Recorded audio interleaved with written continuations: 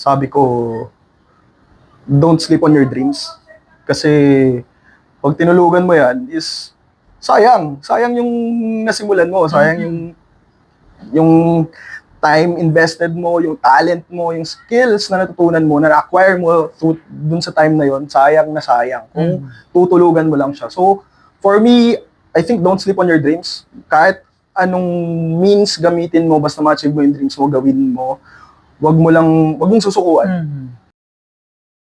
Kevin, kung babalikan mo yung batang 7 years old na sarili mo, ano ang nais mong sabihin sa kanya ngayon?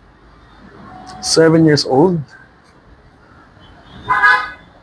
7 years old na ako. Yes. Siguro, I think may daya na to eh. Siyempre sasabihin ko, Ma, you wait Kasi gagalingan ko paglaki ko. Something like that. But then again, pinaka-genuine siguro na sasabihin ko sa kanya is, of course, I love you, Ma. Yun yung talaga yung pinaka-genuine. Hindi mo mapapalitan na kahit anong phrase yun. Yun talaga yung pinaka-solid. Ano ba ang pangarap ng isang Kevin? Well, pangarap ko talaga is to put, siguro, gumawa ng marka sa music industry. I mean, not actually here only in the Philippines, but also internationally. That's why I create English songs. Para makater ko rin yung international audiences. Okay. Ikaw ba mapapagod kang ituloy ang pangarap mo? Kasi alam naman natin na sobrang higpit ng competition pagdating sa music industry. Super. Yeah. Sa akin kasi, I've been there eh. Dumating na ako sa point na nag-pause ako, nag-stop ako. Pero, like I always say, mayroon ding interview sa akin na nagtanong ng ganyan. Sabi ko, don't sleep on your dreams. Kasi, pag tinulugan mo yan, is sayang. Sayang yung nasimulan mo. Sayang yung time invested mo, yung talent mo, yung skills na natutunan mo, na na-acquire mo dun sa time na yon, sayang na sayang. Kung tutulugan mo lang siya. So, for me, I think don't sleep on your dreams. Kahit anong means gamitin mo, basta ma-achieve mo yung dreams mo, gawin mo. Wag mong susukuan. I've been there eh. Like, nanggaling na ako. Sumuko na ako ilang beses, pero tingnan nyo, dito pa rin ako. Okay. Kung magkakaroon ka ng reflection sa sarili mo ngayon, ano kaya ang awit? Bilang isang mga awit, anong awit ang naglalarawan sa iyo ngayon? Sa iyong sarili, sa sitwasyon mo ngayon?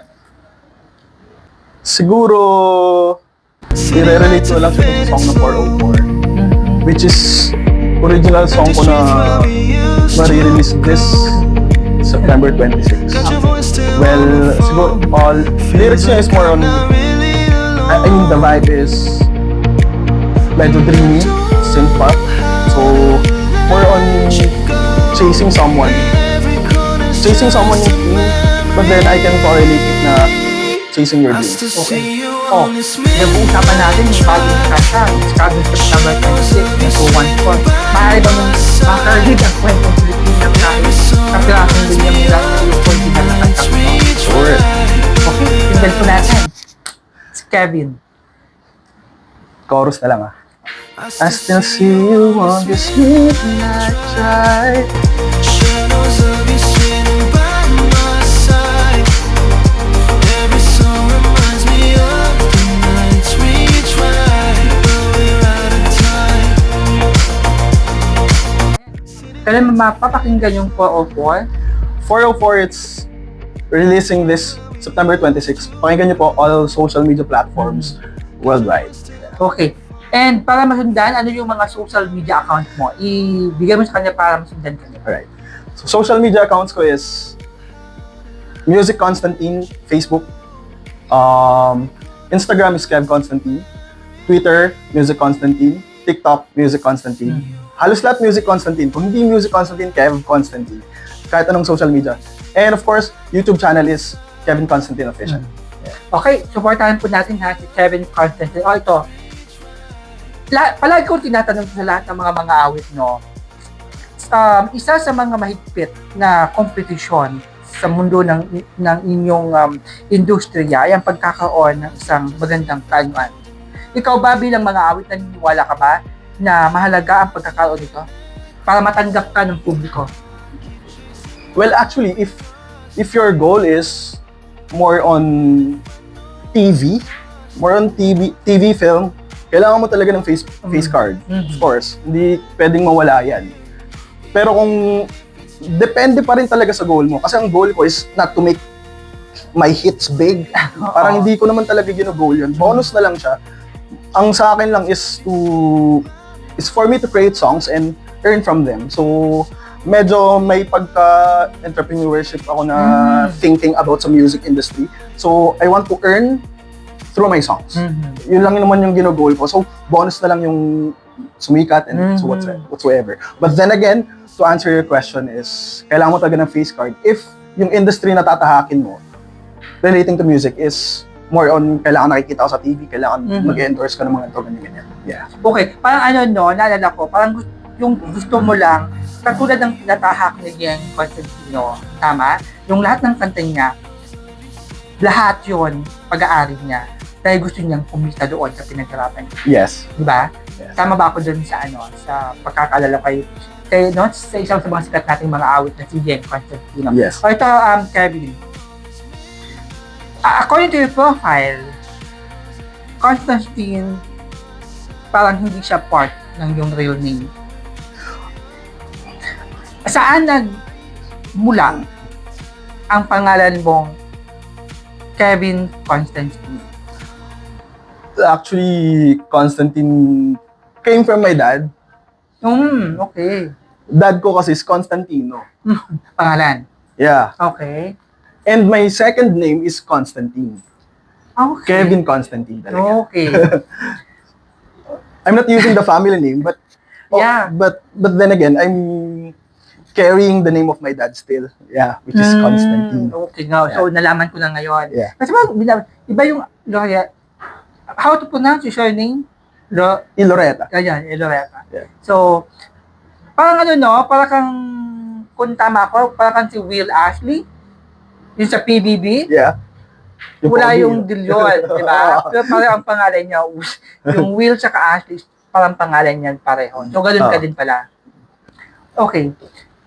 Kevin, kailan mo ilalaban ang iyong pangarap na sumikat muli sa music industry? I mean, pag in terms of dun sa pagsikat, I think di ko na ilalaban yun. Okay. Kasi everyone has the means already. Like, social media, dyan. Parang, bigyan mo lang ng trigger point yan, magti-trend ka. Para sa akin, kahit sino pwede nang abutin yan eh. So, for me, yung pagsikat is not the goal. Okay. I think, to leave a legacy and to earn from your own music is the way to go. O ito, 3 buwan na lang papalapit ng Pasko. Oh. Kung babalikan mo yung kabataan, ano ang magiging kahilingan mo sa Diyos kung siya ay kaharap mo ngayon? Well, for me, siguro, kung ano man yung gusto kong hilingin sa kanya, I think more knowledge about sa music. Kasi, me as a songwriter, medyo nahihirapan pa talaga ako mag-compose kasi hindi naman ako magaling tumugtog eh. Hindi ako magaling maging instrumentalist. So, sa akin, I think I needed that. So, nahasa lang kasi ako sa more on vocal skills eh. So, more on singing, ganyan.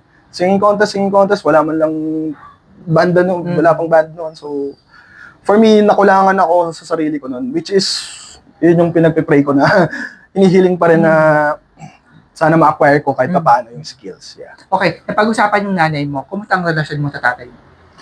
Relationship with my dad, okay naman. Actually, separated na sila ni mom ko. So, si dad ko is nasa Ilocos. Nag-stay siya doon. Yeah, we get to visit him. So, kahit malayo siya, ano ang sa tingin mo, ang nagiging nag-uugnay sa inyo na pinangahawakan mo ngayon upang lumaban sa buhay? Well, actually, is, tatay namin siya eh. Kadugo namin. So, Hindi namin basta-basta na i-let go yan. I mean, syempre, cheesy na kung cheesy, pero tatay namin yan, mahal namin yan. So, yun, parang laban lang. Ganun talaga eh. Correct. O ito Kevin, bago tayo magtapos ng ating pag-uusap ngayon, no, minsan ba sa buhay mo dumating ka na nagtanong ka, natutulog ba ang Diyos? I never asked that question, pero kinakanta ko yung song na yun sa singing contest before. Oo. So, every time I sing that song, lagi ako nanalo. Lagi ako nanalo. So, So naniniwala ka hindi natutulog ang Diyos? hindi siya natutulog. Yeah. Kasi He's binibigyan there. ka ng biyaya. Oh, Di ba? He's there. Sa kanyang kanta. Oh. Okay. Ano ang paborito mong kanta tuwing Pasko?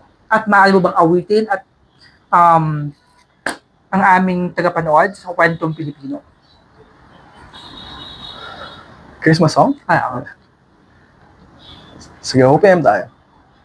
Sana ngayong Pasko ay maalala mo pa rin ako. Hinahanap-hanap pag-ibig mo. Kahit wala ka na, nangangarap at umaasa pa rin ako. Muling makita ka at makasama ka sa araw ng Pasko. Ikaw ba bilang nagkaisip na nagdiriwang ng Pasko, ikaw ba ay lagi excited pag sumasapit ang Pasko? Alam mo, nung bata-bata ako, excited ako. Pero ngayon, Ayan. hindi na. Binago na? Hindi na ako na-excite. Pero more on reflections. Like, ang dami mo ng realizations na maiisip regarding dun sa entire year mo. Kasi syempre, Pasko is mag-e-end na yung year. Alam mo, maiisip mo na, ano ba na-accomplish ko ngayong year na to? Am I late? Am I too early for this one? Parang, ayun, mapapaisip ka talaga. But then again, ang good thing naman dun is nakakaisip ka ng maayos. Like parang, ganitong gagawin ko. Ganito ang hindi ko dapat gawin. So makakapagplano ka ng mabuti. Plan ahead for the next year.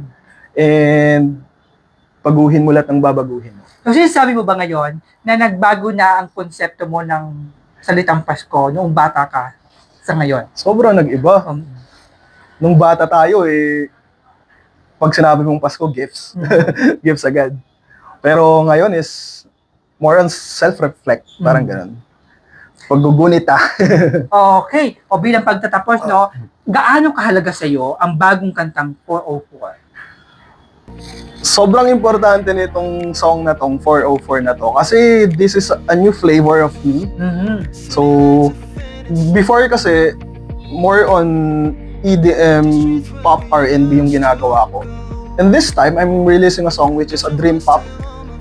Dream pop yung medyo laney. Laney yung datingan. Laney or low. Something like that. So, bago to sa akin. Sana magustuhan nyo. Hope you like the version that I do. Sana ma-appreciate nyo sa release niya, which is 26 ng September. Yeah. Okay, Kevin, tulad ng sinabi ko sa iyo, sana bigyan kami ng kopya ng kanta mong 404 Sure. para maging bahagi ng Kwentong Pilipino. O ito bilang pagtatapos ng ating usapan ngayon. Kailan ba nagiging masaya ang isang Kevin Confidence Week? Kailan ako nagiging masaya? Usually, I'm happy pag may napapasaya din ako. So, hindi ako yung sobrang selfish na parang gusto ko ako lang. I mean, gusto ko tayong lahat masaya. So, pag masaya ka sa ginagawa ko, masaya ako. Okay, bilang masaya ang buhay pag-ibig mo, sa tingin mo, ano ang tamang edad para sa isang lalaki upang bumuo ng pamilya? Actually, walang age yun. Okay. Basta, ang sa akin kasi is more on stable ka na ba? Kaya mo na bang bumuhay? Kasi syempre, makakonsensya ka naman kung gagawa ka ng family tapos hindi mo kayang buhayin, di ba? So, for me, wala siyang age na pinipili. As long as kaya mo nang buhayin, yung i-build mong family, go. As young as 18, kahit ano, kung kaya mo nang buhayin, why not? Okay, sa lahat ng mga kantang nailathala na, Moment, Belinda, and the rest, ano ang pinakamalapit na puso mo? Na nailabas na, Yeah. I think, yung pinaka is, ang hirap mamili ang hirap mamili. Sa lahat maganda eh. Oh. But I think I'll stick with Moments. Yeah. Moments. Kasi ginawa ko yung song na yun pandemic eh. Tapos nagsasuffer pa ako nun sa vocal injury. So parang medyo hindi pa ako yung fully recovered self nun. So I think yung Moments. Okay. O ito, last na talaga ito. Bilang pagkatapos, bilang bahagi ng Pilipinas Got Talent at bumuo ng mga kanta, ano na ang pinapangarap mo na magiging tagumpay mo sa mundo ng industriya ng musika? The goal is not to make it big, pero to leave a mark or legacy siguro sa music industry. That would be awesome. That would be awesome. Yeah. Okay, maraming salamat, Kevin. Okay, imbitahan mo na ang mga nanonood ng Kwentong Pilipino kung saan muli maririnig ang iyong mga original na kanta. Hi viewers of Kwentong Pilipino, this is Kevin and gusto lang sabihin sa inyo na pwede nyo i-follow yung mga socials ko sa aking mga different social media accounts, which is Music Constantine, Facebook, Twitter, Instagram, and of course, TikTok, Music Constantine yan. And of course, ang aking YouTube channel, which is Kevin Constantine Official. Yan. Nandun yung mga original songs ko. And hopefully, sa mga personal accounts ko, ma-upload ko yung mga pics namin here. Yan. Yan. Abangan niyo po yan sa Kwentong Pilipino, yung mga kanta niya. Dahil may mga ilang kanta siyang binahagi na magiging bahagi niya ng Kwentong Pilipino. O ito,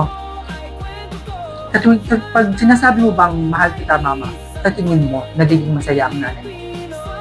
Yeah, oo. Mukha naman siyang masaya.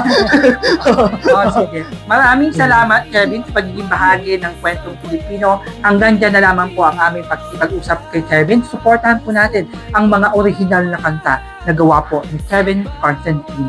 Hanggang sa muli po, muling maglalahad ang Kwentong Pilipino.